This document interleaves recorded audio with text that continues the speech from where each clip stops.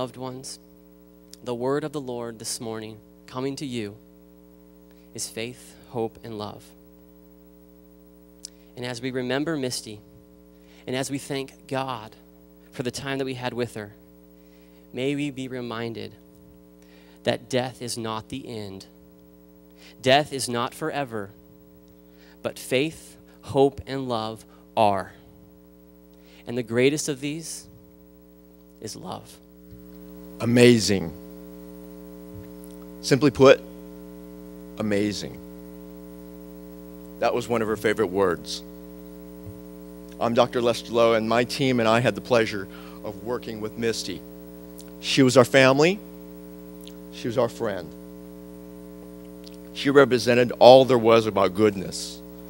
Just last Monday, she said to me, you know, Dr. Lowe, no matter what happens today, tomorrow I will wake up with the same amazing family, the same amazing boss, the same amazing practice, the same amazing life, and I'll still be happy.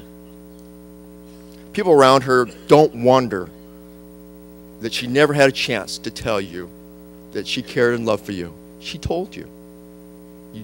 You knew it. Misty represented her family well.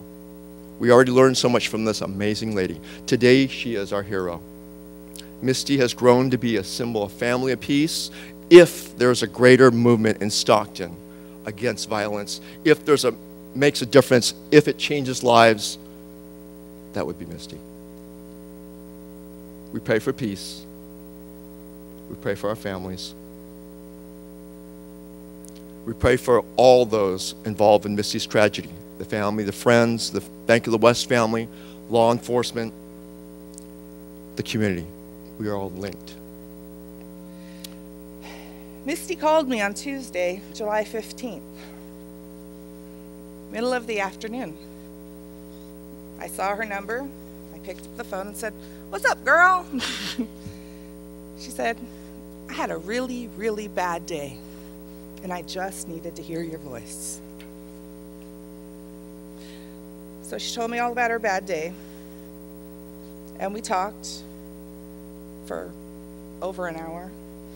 We laughed and we joked about dogs, the new puppy, kids and husbands, oh, husbands, and life. And just like always, the phone call started in the car and progressed throughout the house where, as she walked in, she grabbed a cup of ice and she was chomping it throughout the conversation in my ear. And just like always, she even took me to the bathroom with her. After about an hour, unfortunately, we had to go because we both had real life to deal with, dinners to make, although she told Paul you were in charge of dinner that night. And kids to start shuttling to practices and other things, stuff like that. So our call ended with Misty saying, "I hope to see you soon. I promise this time, I'm really coming up there. Paul and I talk about it all the time. He says I can go." But I'm going to Reno with Mia for her baseball, and after that I'll be there. And we ended our call with the usual way. "I love you, girl. And I love you." I know if she was here today, she would be telling us to cheer up and think about how wonderful her life was. She would want us to celebrate her life and not be sad. During her time on this earth, she positively touched so many people. It's so sad that Misty's life ended so early and in such a tragic way. You know, it doesn't seem fair to be reading the eulogy of my 41-year-old sister-in-law, of whom I truly love with all my heart. I would like to end my eulogy for my sister-in-law, Misty, with a poem written by Anonymous. This poem is titled, "Remember Me." To the living, I'm gone. To the sorrowful, I will never return. To the angry, I was cheated. But to the happy, I am at peace. And to the faithful, I have never left. I cannot be seen, but I can be remembered. So as you stand upon a shore, gazing at a beautiful sea, remember me. As you look in awe at a mighty forest and its grand majesty, remember me. As you look upon a flower and admire its simplicity, remember me. Remember me in your heart, your thoughts, and in your memories of the times we've cried, the times we've fought, and the times we laughed. For if you always think of me, I will have never gone. I love you, Misty. Misty loved sports. It was her passion. It was exactly what she knew, very competitive. I'm sure many family and friends could agree and know exactly what I'm saying. For example, it was like 32 degrees outside and Misty was eating ice in the car with the heater on. True story. You see, this is just how competitive she was. She wouldn't even let chewing ice beat her. She was known to finish a whole bag. You see, that love and will ran into her kids. Paul Jr. just recently showing to be strong for his entire family. How all we seen on the day of the press conference.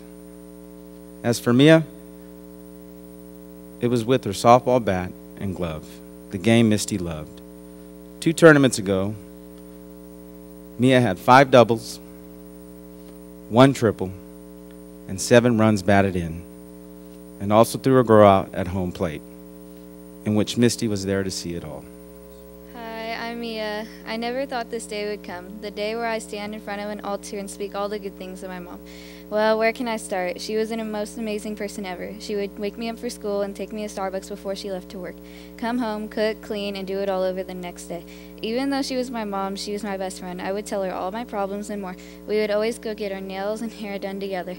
Whenever something didn't look good on one another, we would tell each other. My mom had a one-of-a-kind personality. She'd say jokes that weren't funny, yet everyone would laugh anyways. She was truly one of a kind, with a cup of ice in her hands and a warm smile to greet others. I remember how she always said, if we got separated, you will find me by the nearest bag of ice. Even though she's gone, she will always be in my heart. Mom, I love you so much, and don't forget it. Thank you all for coming. I didn't prepare anything, and nothing's going to prepare me for this. Misty was just the most loving, caring person. I'm sure you've heard this over and over again. She just gave. That's all she would do, would give, never want anything in return. She would leave the house and go shopping. So yeah, honey, I need this, I need that. Okay, we'll go. She'd never buy herself anything. She'd always come back with something for Junior, something for Mia, something for myself. But I go, what about you? She goes, I'll get it next time. Well, we met 21 years ago, and she was feisty. She was very feisty. I had a motorcycle back then, and I was with a bunch of my buddies, and we're going out to ride and do what guys do. And we ran into Misty and her friend at an ATM, and my buddy asked her, Maria was her cousin, to, do you want to go for a ride on the bike? At this time, I was, young and obnoxious, and I looked at Misty and I go, "Are you going to get on or what?" She goes, "Not on your bike." Yeah, she put me in my place. So 6 months went by, I remembered that, and we ran into each other again out and about, and we ended up having breakfast that morning and fell in love. She told her cousin Debbie that night. I found out 10 years afterwards that I'm going to marry that guy, and I couldn't shake her. I couldn't shake her. Yeah, she put in the time, and she tamed the lion and turned me into a little puppy dog. So I'm glad we can sit here and smile, and because that's what she would want. And once again, I miss you, babe. You'll always be in my heart.